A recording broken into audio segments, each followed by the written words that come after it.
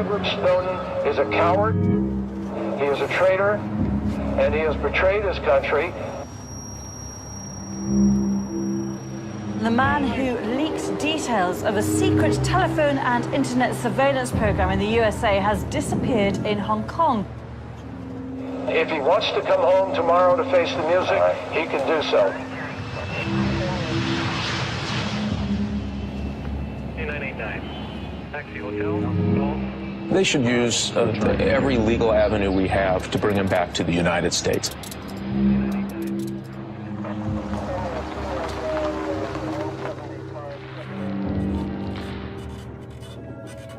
I want to get him caught and brought back for trial.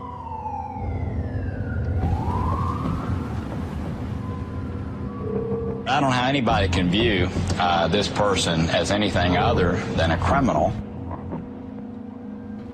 We'd been telling him, get out, get out, get out, get out.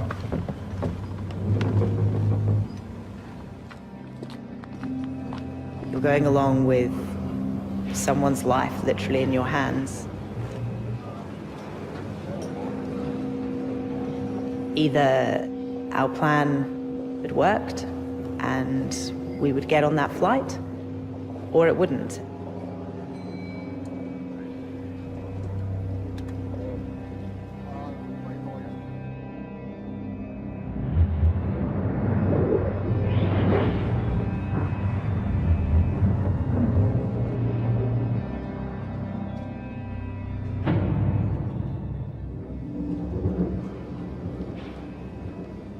Just 3 weeks earlier, Edward Snowden, a 29-year-old analyst for the National Security Agency in the USA, was waiting for journalists he thought he could trust. In his backpack, he had nearly 1 million top-secret NSA documents. The journalists were traveling across the world, from New York to a hotel in Hong Kong, for a secret meeting whose outcome they couldn't predict. 105 North Avenue 52. Because I knew that what was waiting there was vitally important, but because we didn't know what really was going on, we thought there was even a chance. I mean, every step of the way kind of had all sorts of hazards. Thank you. The question mark that hung over us more than anything else was the fact that we had no idea who the person was that we were about to meet. So we were really just kind of rushing into this huge unknown. The documents Snowden had with him were so sensitive, he could be imprisoned for decades for removing them. For all he knew, the U.S. authorities could have intercepted the communications of the journalists, and he was about to fall into a trap. I'd crossed the Rubicon at that point. Actually, you know, I think, I don't think anybody can reach such a clear turning point in their life without thinking alia jacta est to themselves. You know, the die is cast. I had to expect that the most likely scenario was that I would be led out in handcuffs. How would we know that we weren't talking to some agent or somebody else? So the quite ingenious method that he invented was to hold this Rubik's Cube, and that was the first thing I looked for.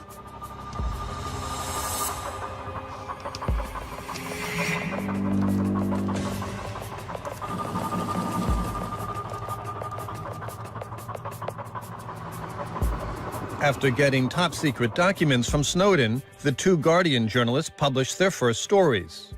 They did not name their source. Edward Snowden's identity remained a secret. At the time, I thought he was paranoid.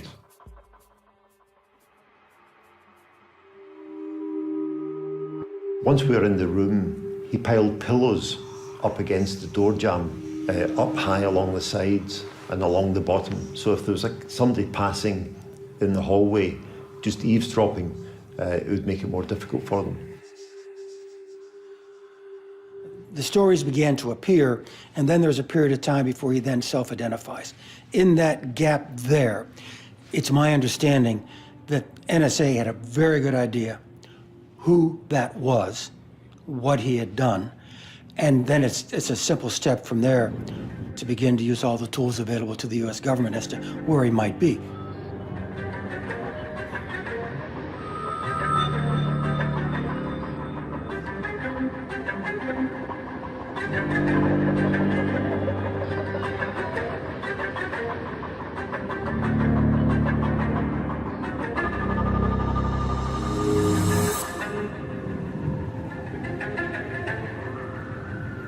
When he wanted to access his laptops, he had a big red hood that he would put over his head and over his computer, so that when he was putting in these passwords, he was scared that somebody might be able to see him through the window, or maybe there was a hidden camera in the room.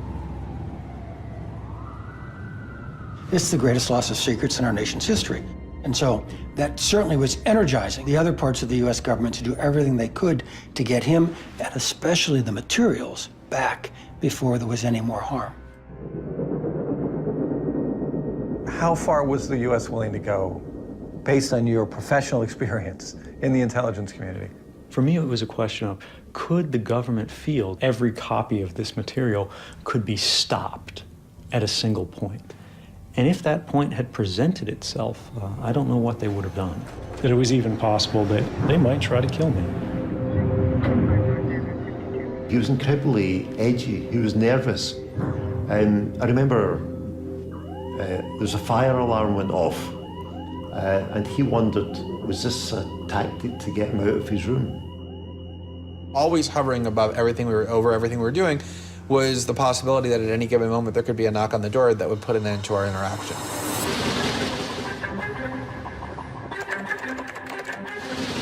At the time, it was extremely tense. Every day, myself and Glenn would see Snowden at the Mirror. We didn't expect him to be there. We assumed that this guy, they must be hunting for him. What would you do if you were the director of the Central Intelligence Agency, the director of the National Security Agency, and you knew there was an individual out there who was about to expose evidence that you had committed serious crimes, and you had the resources available to stop this person, even if it meant using lethal force? What would you do? So I know for a fact that the U.S. government was very angry at Mr. Snowden. His safety and also his life was put at risk.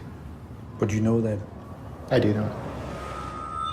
The idea that he could somehow evade the US for very much longer seemed inconceivable to us. And every time we interviewed him, we thought, well, that's the last time we'll see him. We've got to make the most of this, because we won't get the chance to speak to him tomorrow. He won't be there.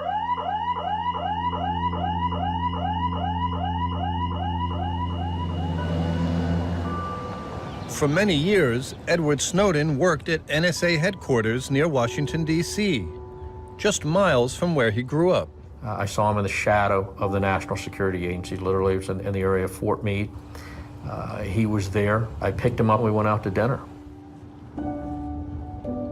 The Snowden family has a long history of military service, dating back to colonial times. Edward Snowden had an impressive career in America's intelligence community. By the age of 27, he'd gained access to its deepest secrets. He just seemed almost depressed, and I was very concerned about him. It was not the Ed that I knew.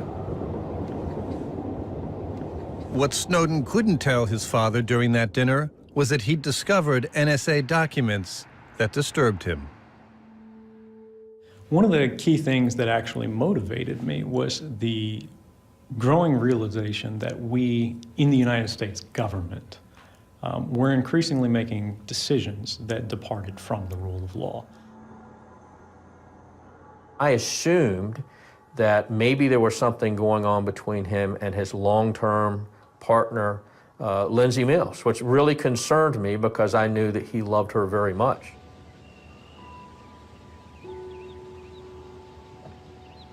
And I gave him a hug. You know, it was, I love you, Dad, I love you, son.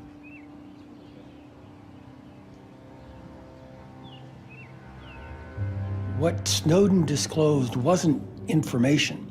He disclosed how we collected information. In other words, he didn't reveal a bucket of water. He revealed the plumbing. He revealed how we gather, process, and distribute water. And therefore, that's going to have a really harmful effect on American intelligence for a very long time. Mr. President, thank you for those kind words and for the confidence that you and Ambassador Negroponte... No one played a more important role in creating the NSA we know today than General Michael Hayden.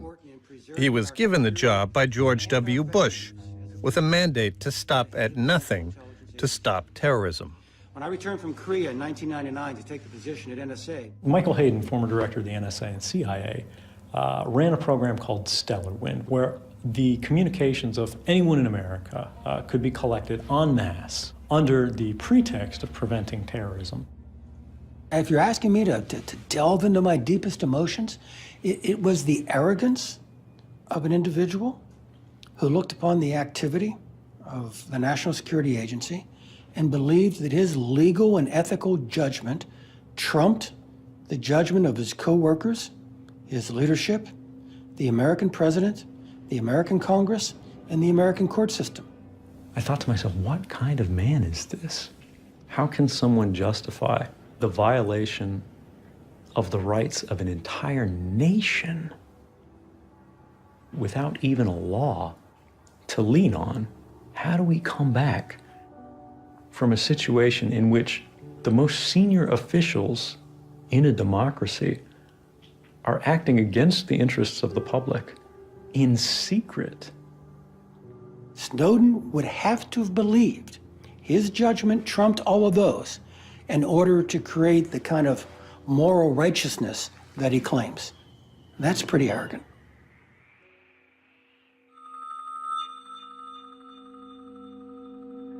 My name's Ed Snowden. I'm 29 years old. I work for Booz Allen Hamilton as an infrastructure analyst for NSA. Revealed massive NSA surveillance programs to collect phone records and internet data on a scale that many people never imagined. I don't welcome leaks. Journalists have been searching far and wide across the territory. Where is he? It's almost certain that he is still here in Hong Kong, hid from the US intelligence services.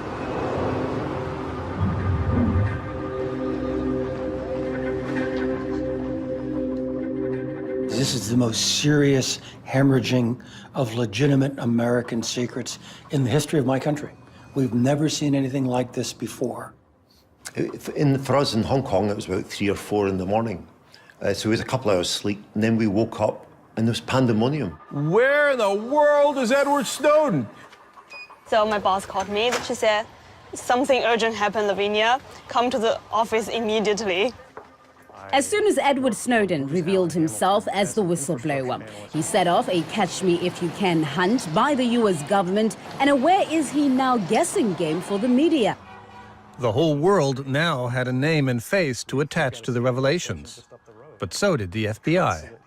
And I'm sure they're going to be very busy for the next week. In the interview Snowden posted on the Guardian website, there was a clue as to where he might be staying. A view out of a hotel window. From this video, we can tell there were 2 pylons of Qingyi Bridge. So from this view, this one is, the one on the left is bigger than the one on the right. So I went to Google Map and used Google Earth, trying to figure out from which perspective can Qingyi Bridge look like that. The consequences of if the media had known where Mr. Snowden was from that time onward, it would have been a direct link for the NSA, the U.S. government, any of the U.S. government agencies to identify where my client was at the time. He was alarmed, he was upset that any time the CIA could come crashing through that door.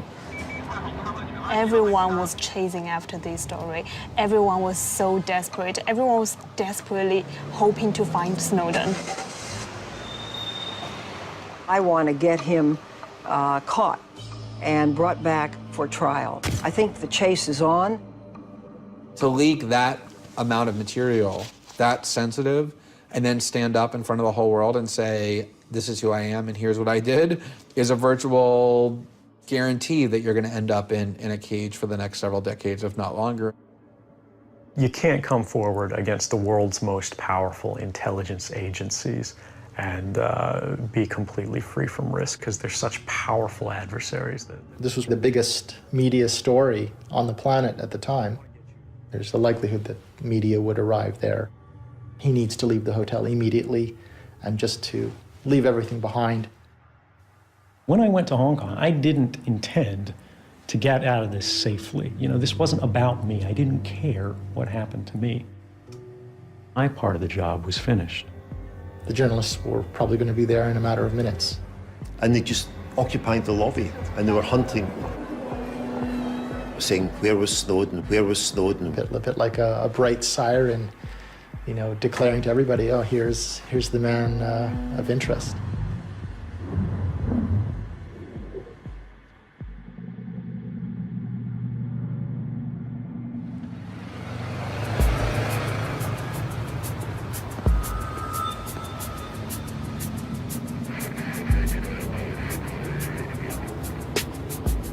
"10,000 kilometers away, in London, there was one thing the US government might be happy about. WikiLeaks founder Julian Assange was not involved in the Snowden revelations. But I, sitting at my desk, certainly had the authorities to wiretap anyone from you or your... Assange has been confined to the Ecuadorian embassy in London since June 2012. The US government saw him as out of commission. Let's look at the situation for Edward Snowden. 29-year-old young man in a foreign jurisdiction that he had no experience with, the subject of the largest intelligence manhunt the world has ever seen. And the realities were, for Edward Snowden, he was going to be smashed. Our other news today, and the man who leaked details of a secret telephone and internet surveillance program in the USA has disappeared in Hong Kong. Snowden had fled the hotel and was now hiding in the apartment of local supporters. The whereabouts are now unknown of Edward Snowden, who was a contract worker for the CIA. He's not been seen since he checked out. And at that moment, he reached out and asked us for help. With WikiLeaks, Snowden hoped he had found a team that was a match for the NSA. He knew the US was investigating WikiLeaks for espionage and terrorism. Years of surveillance had left WikiLeaks no option but to protect their communications through encryption, something Snowden considered vital. Assange and his colleagues only agreed to appear in this film on condition WikiLeaks lawyers be permitted to vet their interviews.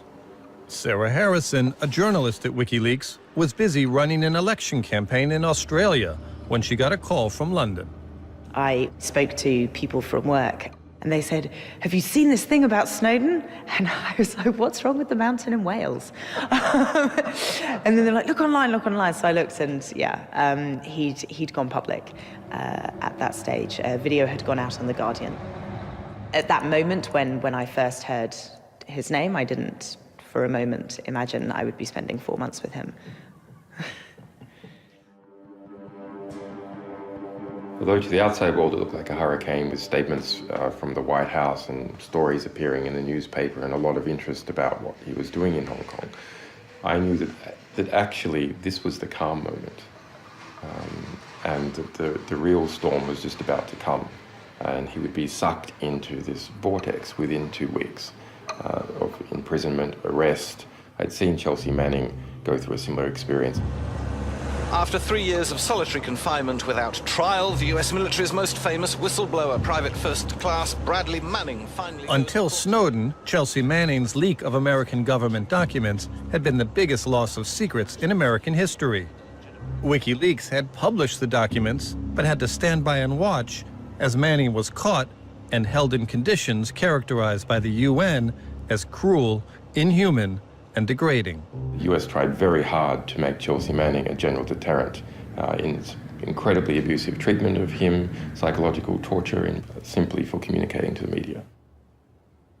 I knew about Chelsea Manning, going into it. There was never any question about how that case was going to be settled. And you were willing to put yourself in the same position?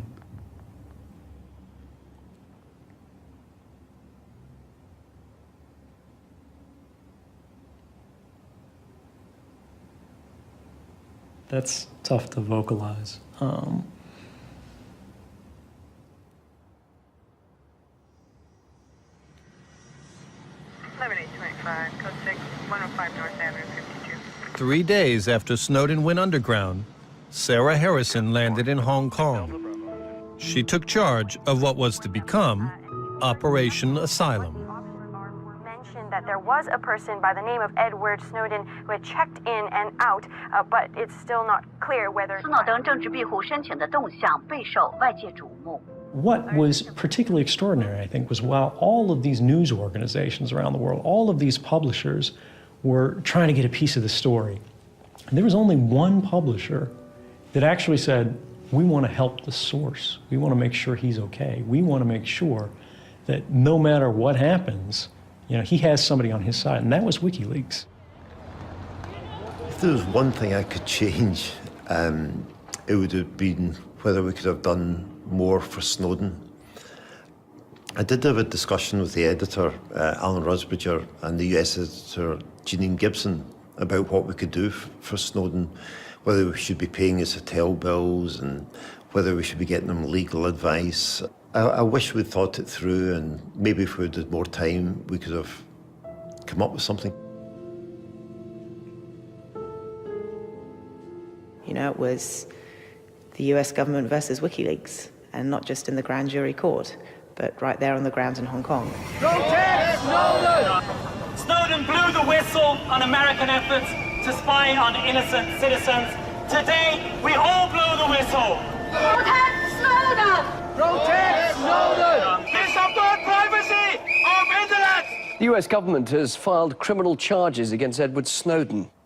I think it was probably on my birthday when the present I got from the government was that they unsealed an indictment against me. Edward Snowden has been charged with espionage, theft and conversion of government property. And what was extraordinary about the indictment was the fact that they included espionage charges. Now, they knew that I wasn't working for any foreign government. That was clear from the beginning. They knew that I was working with journalists, and that the recipient of the information was the public at large. Washington now wants help from Hong Kong officials because Snowden's been hiding in the Chinese territory since unleashing the revelations about the National Security Agency. The charge of espionage increased the pressure on the Hong Kong authorities to act and made Snowden's position even more dangerous.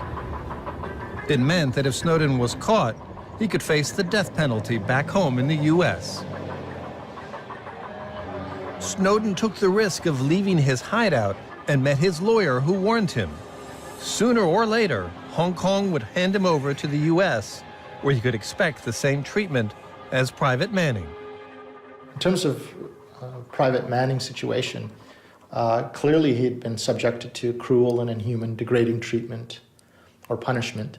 As such, this raised grave concerns about what would happen to Mr. Snowden if he was returned to the United States.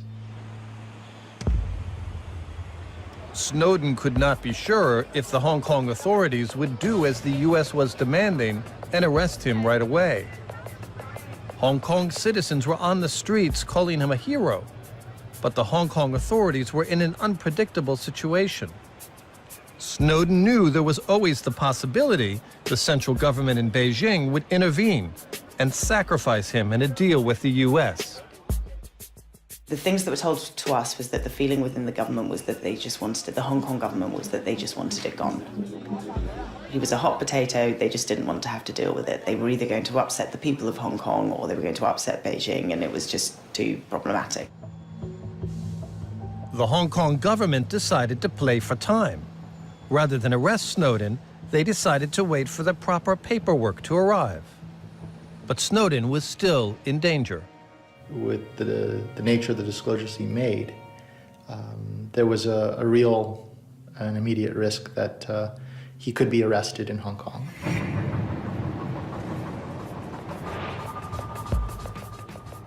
One of the reasons Snowden was so vulnerable was that a White House task force was working the phones and putting pressure on decision makers in Hong Kong. Since we learned that Mr. Snowden was in Hong Kong, U.S. authorities have been in continual contact with their Hong Kong counterparts at the working and senior levels.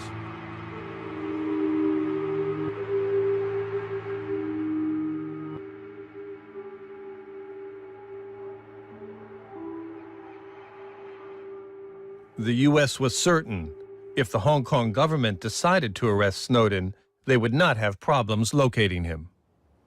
Look, the Chinese have a wonderful intelligence service. I would lose all respect for my Chinese colleagues if they did not have very good knowledge as to what was going on. Although our analysis was that Ed would face serious consequences and should immediately leave Hong Kong, he was reluctant to do that until it seemed like there was no other choice, because he wanted to explore different options and so on, and this was driving us mad.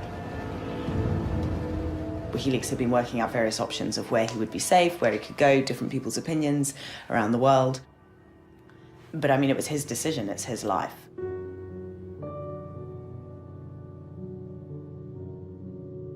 The border is open, we've got to go.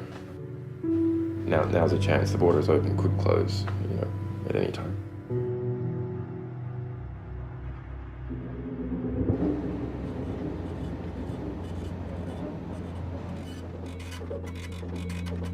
Then something happened that narrowed the options for Snowden. The request for his extradition arrived from the United States on a Friday night. Would the Hong Kong Justice Ministry wait until Monday to issue a warrant? Who could know? They would make a decision and then they would act upon that decision. We needed to move. The clock was ticking, very definitely then. Mr. Snowden was in a difficult position where he could be arrested at any time. What Ed was concerned about is knowing the exact status of the border. So he agreed that he should leave, but as soon as he went to passport control, maybe he would be arrested. So he was very reluctant to actually leave because that would cut short his last hours of freedom. Attorney General Eric Holder placed a phone call stressing the importance of the matter and urging Hong Kong to honor our request for Snowden's arrest. It was the end. He couldn't wait to continue to assess the situation. He had to make a decision.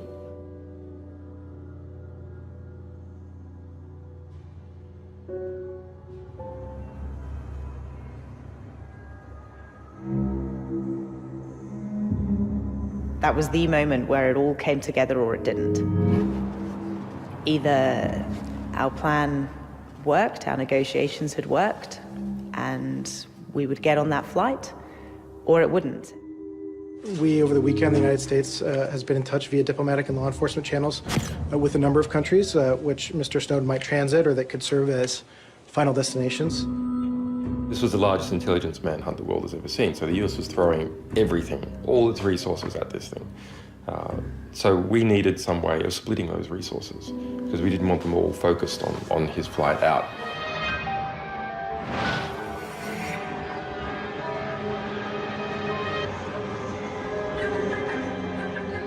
Well, he bought a ticket to India as cover. It was booked using his credit card for 2 days after the actual asylum flight. In all, WikiLeaks bought more than a dozen tickets in Snowden's name on flights leaving Hong Kong. They hoped the US wouldn't figure out which flight he and Harrison were aiming for. I was worried about missing the flight. We were running late, basically, due to the fact that I had been printing all of our airline tickets, and there was an issue with the printer and just sort of these stupid things. We're advising these governments that Mr. Snowden is wanted on serious felony charges, and as such, he should not be allowed to proceed in any further international travel, other than is necessary. I spoke to Edward the day before, and I told him that the highest risk is in the airport. He was getting very nervous, and his lawyer kept calling. I think he worried too that the whole thing would collapse. I don't think the US would assassinate him in the airport. I don't think that would happen. But that they might kind of make a fuss and lean on airport authorities to hold him and detain him. And then the State Department could bring all its assets to bear. There have been repeated engagements by the U.S. Department of State and U.S. Consulate General in Hong Kong. There have been repeated engagements by the FBI with their law enforcement counterpart.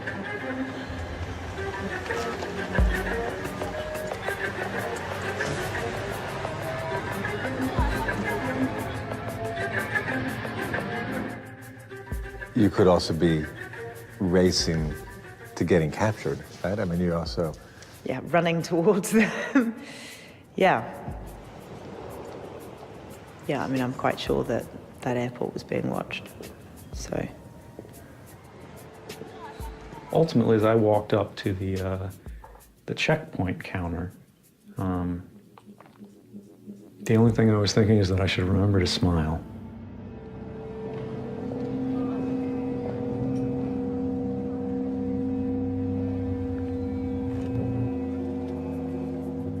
The guy took our passports, which is obviously the normal thing to do, so mine was sort of fine, and then Snowden's one sort of took a while, and again, reaching for the phone, and a little bit confused, and the computer made a funny sound, and so yeah, so again, I'm not quite sure what was going on there, but I was getting very nervous. His lawyer did sort of start stepping forward to sort of see what was going on. On June 17th, Hong Kong authorities acknowledged receipt of our request.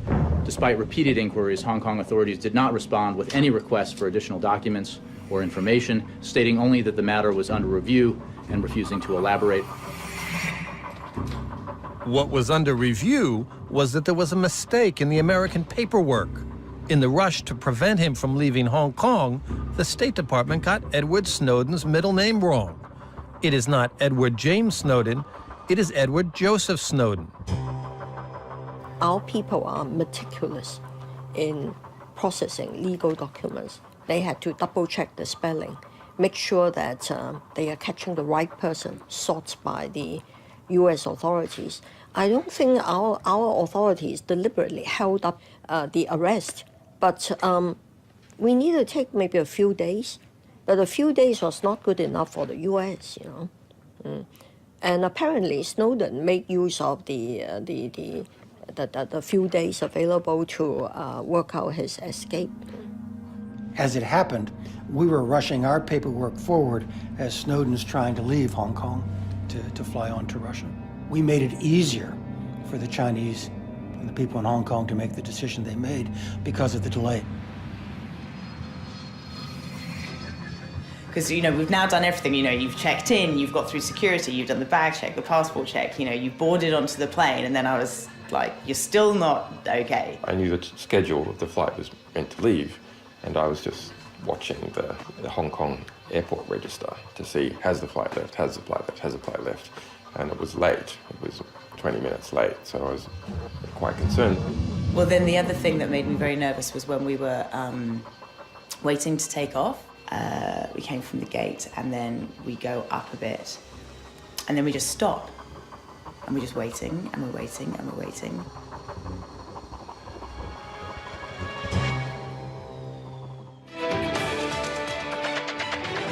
And straight to our breaking news for you this hour. Chinese sources have alleged that NSA whistleblower Edward Snowden is en route to Moscow from Hong Kong. If so, the whistleblower would have departed hours after Washington threatened the Chinese city-state with repercussions if it didn't arrest him. Hong Kong authorities requested additional information concerning the U.S. charges and evidence.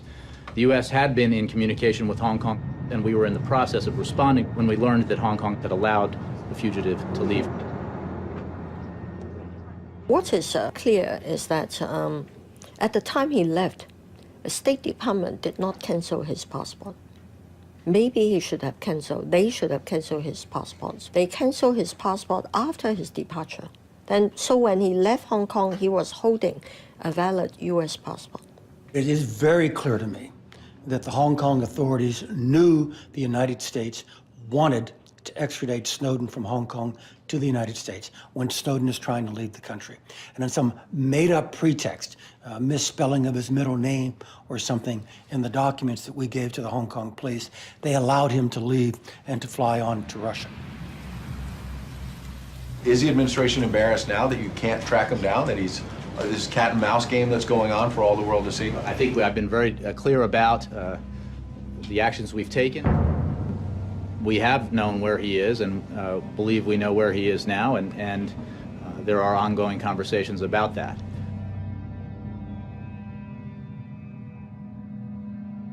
We both sort of just sat there, like really didn't say much until that moment where we were out of the airspace, and there was a visible, and then that's when we first sort of had any real conversation. And what did he ask? What did he ask you, or what? Pretty much his first question was, "Why did you do this? Why did you risk everything just to help me?" I was sort of saying, yeah, but you were wanting help or something. And he said, yeah, I was wanting help and advice. I didn't think that WikiLeaks would send a ninja in to get me out, which was funny enough. But then about 2 minutes later, a fly buzzes past. And I've never done it before in my life, and I'll probably never do it again. But I just went, oh, that's annoying, and literally plucked it out of the air. And he was like, you really are a ninja.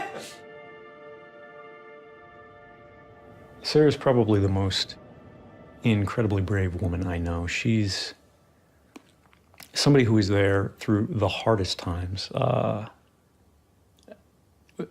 in a period of incredible risk. And she put her life on the line for somebody who is a complete stranger to her. There's a lot of information floating around here. Organize it all for us. Tell us what's exactly going on.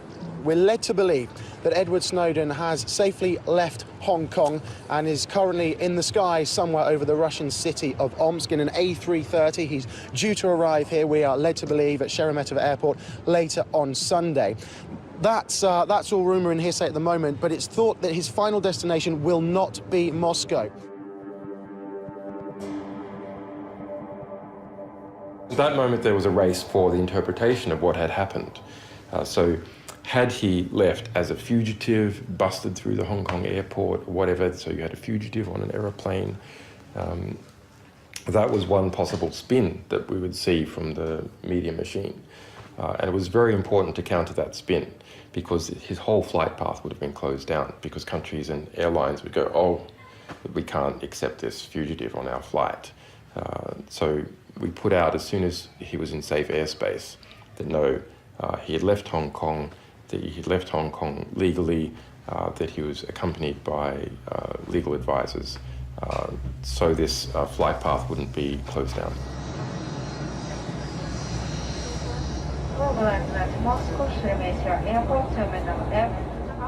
As you can see on this map, the flight that reportedly has Snowden aboard has almost reached its destination here in Moscow, scheduled to land in the Russian capital within minutes. The plane believed to be carrying Edward Snowden touching down in Moscow. He's on the run, but where will he end up? He's not thought to have permission to stay. The expectation is that tomorrow he'll get on a plane to Latin America. The exact route he'll take is unclear. Breaking news this hour. WikiLeaks claims one of its legal advisors accompanying Snowden after the whistleblowing organization secured papers, a safe exit, and asylum, quote, in an unnamed democratic state. Even if he does find a country willing to offer him asylum, there's no guarantee he'll actually arrive at his desired destination. The first woman, she's just some normal check-in woman, She's like, your passport doesn't work. Sorry, I can't issue your boarding pass. We managed to get him out of Hong Kong, but when he landed in the Moscow airport, the American government had cancelled his passport. And now now the Americans make a lot of pressure on other countries to stop him. It was actually really surprising to me to discover that the U.S.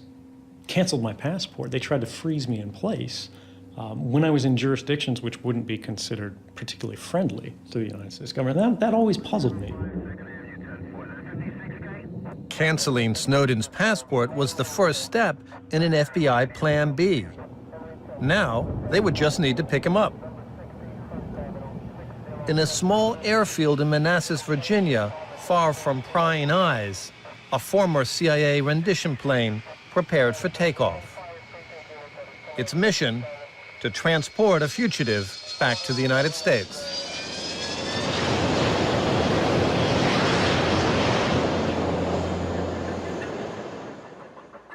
But at Moscow airport, Snowden's escape to Cuba still seemed possible. The gate had not yet closed.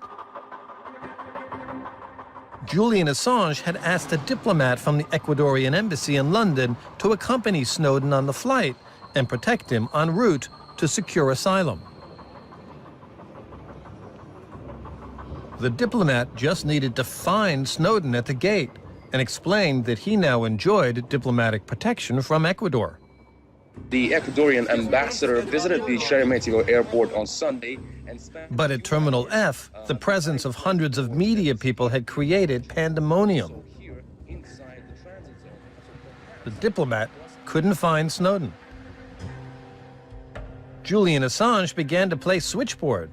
He tried to bring Snowden and Sarah Harrison together with the diplomat without alerting the press. Go to the information desk or help desk and ask them to put out an announcement asking that Sarah Harrison come to see you. Though they finally managed to meet, the diplomat could not help Edward Snowden. Without a valid passport, he was not allowed to board the plane. The flight to Cuba left without him.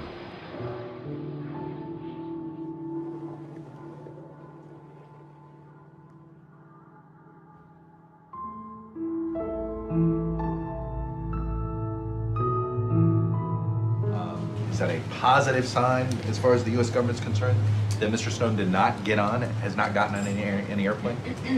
We have communicated to the Russians our hope that they will look at all options available to them to expel Mr. Snowden back to the United States.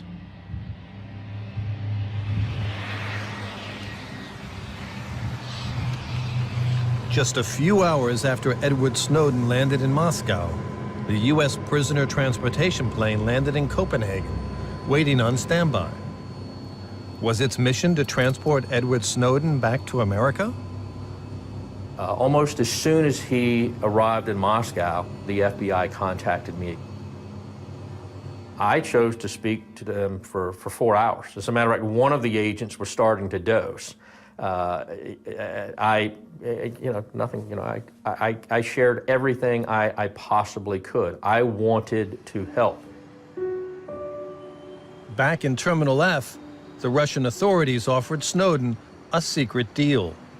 He could leave the airport right away on one condition, that he agreed to work with the FSB, the Russian intelligence service. They asked once, they had approached. I mean, it's kind of unimaginable to think that they wouldn't. He didn't give anything to the Russians at all, and he certainly didn't cooperate with them or give them anything in any way whatsoever. And how do you know? I was with him the whole time, so I would stake my entire life on the fact that he did not give anything to anybody. Russian President Vladimir Putin refused Snowden entry into Russia. He and Harrison would have to fend for themselves in the airport's transit zone.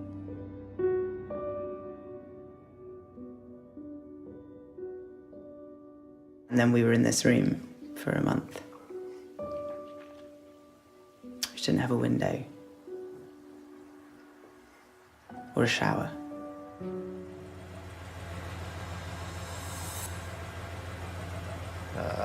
These were representatives from the FBI, from the DC area, who I suspect were working very closely at that point with the State Department.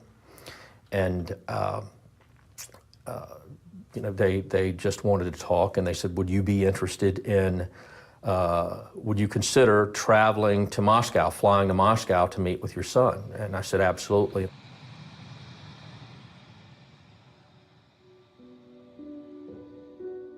They had mentioned at one point when we were talking about the details, and I'm not going to get into too far into specifics, they had mentioned to me that, well, you understand that once we get there, we're going to need to check your son out to make sure he's okay medically. And I laughed. I said, you've got to be kidding.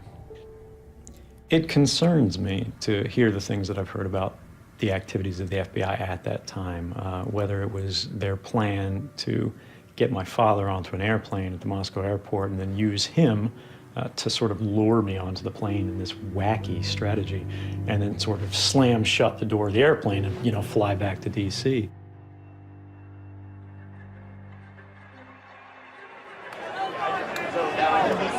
New revelations based on Snowden's documents were appearing every day.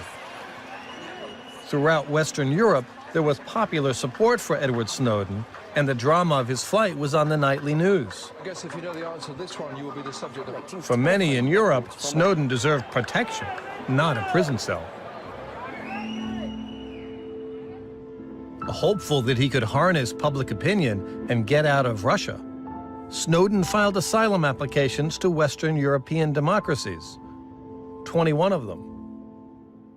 The State Department was making the phones ring at every government office and every European government agency where they had a phone number. You know, anywhere they had a business card that was sitting in a Rolodex, that person got a call. And they said, this man will not receive asylum in Europe. But you would not deny that there have been conversations and discussions about Mr. Snowden, his whereabouts, and the consequences of hosting him. I don't think we've at all denied that we've been in contact through a range of diplomatic channels. All right. So I think Poland was the first to deny, followed by France. Italy said they weren't likely to respond or simply didn't respond. The vast majority of European governments did something which I think was particularly illustrative, which is they took no position at all. All right, but you would just object to the characterization that it's bullying or arm twisting. That is correct, yes? I think that's clear.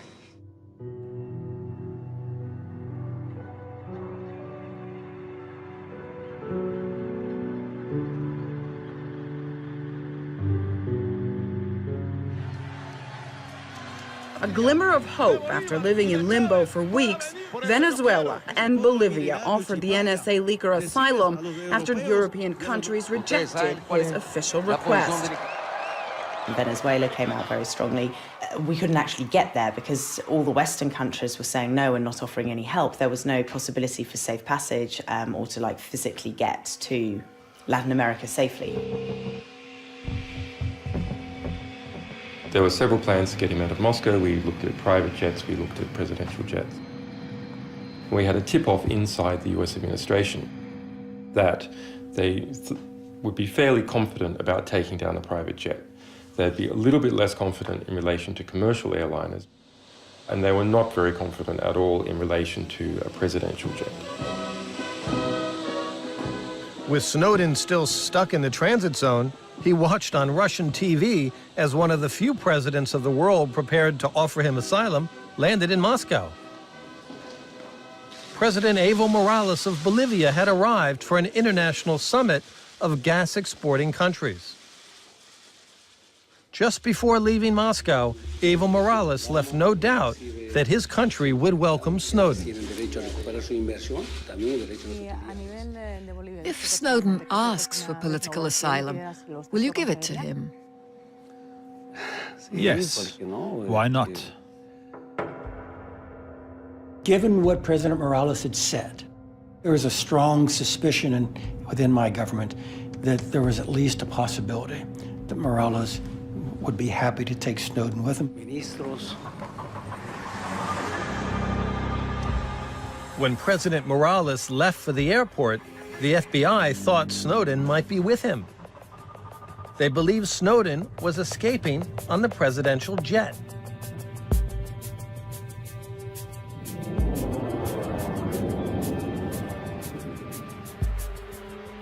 According to the Vienna Convention, a presidential plane enjoys a special diplomatic status.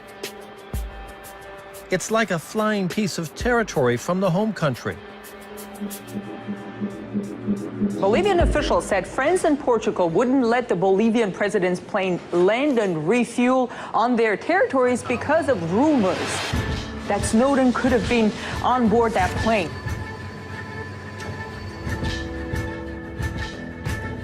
Government to government, express your concern, express your belief, why you think this man may be on that plane. Express that to a friend, how serious you view the situation, and then you ask the friend to take a course of action, and apparently they did. Under 1968, tower 1187. Well, they said you don't have permission to enter a French airspace. And we tell the control, and this is the diplomatic clearance number. And they said, well, yeah, that one was canceled. My government went to other European governments and because of their control over airspace, forced the president's plane to land.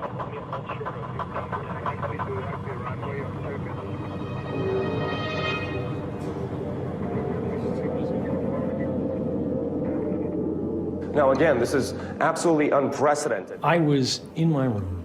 I was looking at my laptop and I was reading the news, and at first I didn't believe it. His jet was ultimately forced to land and underwent a search over rumors whistleblower Edward Snowden was aboard.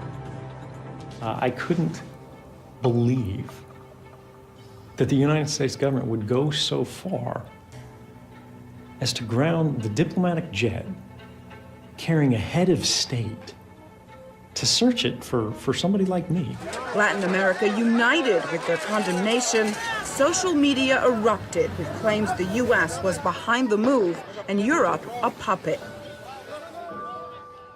And that was something that was so physical and so obvious. It was like the tide going out on the power relations between Western Europe and the United States. You could see the underlying power structure, the rocks on this shore that represented the true nature of the relationship, because you could see that actually Western Europe wasn't going into bat for him at all. In fact, Western Europe was playing on the other side.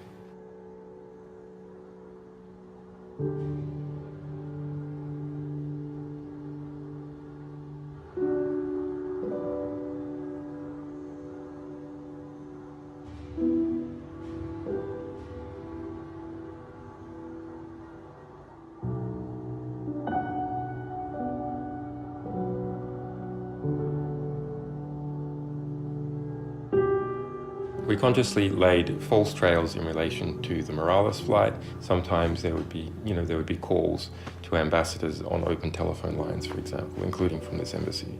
We were trying to split up the surveillance resources, force the United States to consider the Morales flight.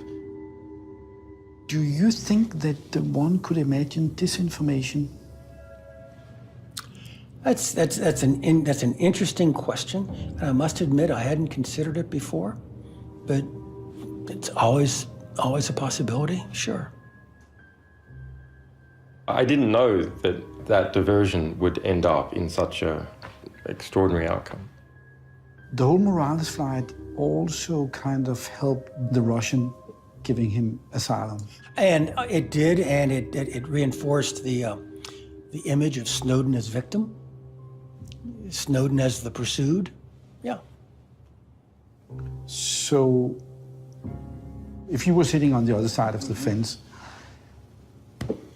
to trap the Americans, would that have been a wise move? Again, I hadn't thought of it until you raised it, but it's incredibly clever, yeah. Yeah. It was, I think, a crystallizing moment where for everybody, even those people like myself who are inclined to believe that the United States government is a fundamentally good force, but when we saw that happen, I think everybody went, is this the kind of action that good guys take? It ended up to be a huge embarrassment. Yes. Not as big as the original embarrassment, losing all the secrets, but yes.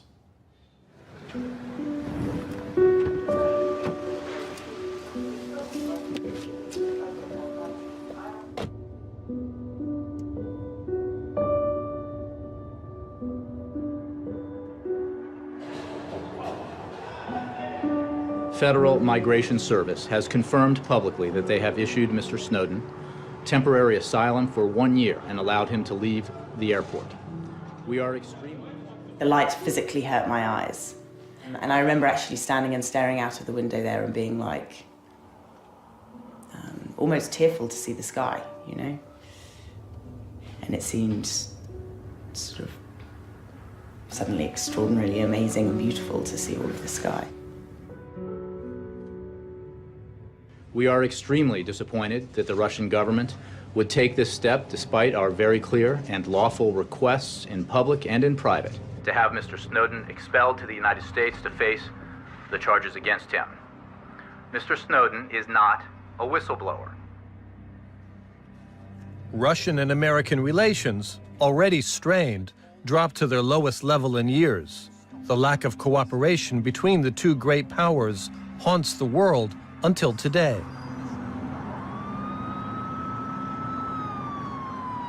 So many people like me would not contemplate amnesty or plea bargaining or anything else to bring Snowden back. There are 100,000 people in the American intelligence community who didn't violate their oath of office. If my government participates in any kind of welcome home for Mr. Snowden that even smells of that kind of approach, it would alienate this body of people on whom both the safety and the liberty of my nation depends. That's not a good idea.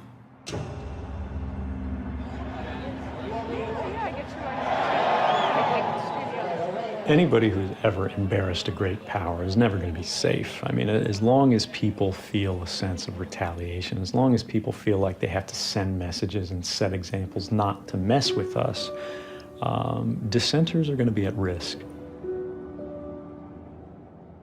To be leaving the airport under those circumstances, to have seen everything that had transpired in those 2 months, and then just to be struck with what was a completely perfect, warm, and bright day, you know, a seasonable day, normal life outside, you know, you hear the birds, you know, simple things like that.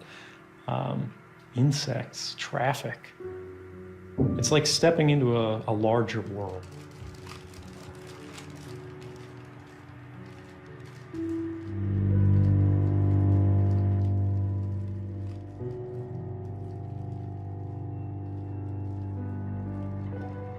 I want to get him caught and brought back for trial.